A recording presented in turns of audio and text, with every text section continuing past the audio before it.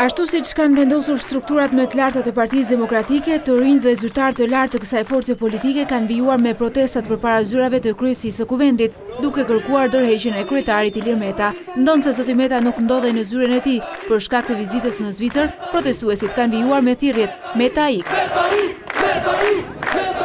Ndërkaq nga foltorja e Partisë Demokratike, kryetari i grupit të PD-s Edi Paloka fton qytetarët të marrin pjesë në protestën e së njëjtës në orën 9:30 përpara godinës së seancave plenare. Zoti Paloka tha se qytetarët nuk mund të lejojnë më që në krye të kuvendit të jetë një person i vënë në akuzë për vrasjen e 2 deputetëve të Parlamentit të Shqipërisë. Partia Demokratike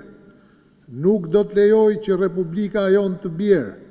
që ky atentat ndaj ligjit, ndaj jetimit, ndaj drejtësisë të ndodhë. Bashkë me qytetarët, në 12 mars ne treguam një zëri se kjo është kërkesa jonë, kërkesa legjitime e mbar vendit, e mbar shqiptarëve, që Ilir Meta të dorëhiqet e Edi Rama të mbajë duart larg hetimit,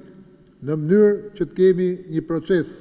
të plotë, të drejtë dhe të pa influencuar nga pushteti. Prej disa ditësh opozita vijon protestat e përditshme përpara kuvendit të Shqipërisë, duke kërkuar dorëheqjen e kryetarit të kuvendit pas akuzave të deputetit Tom Toshi se zoti Meta ka urdhëruar vrasjen e tij dhe të deputetit Mhill Fufi.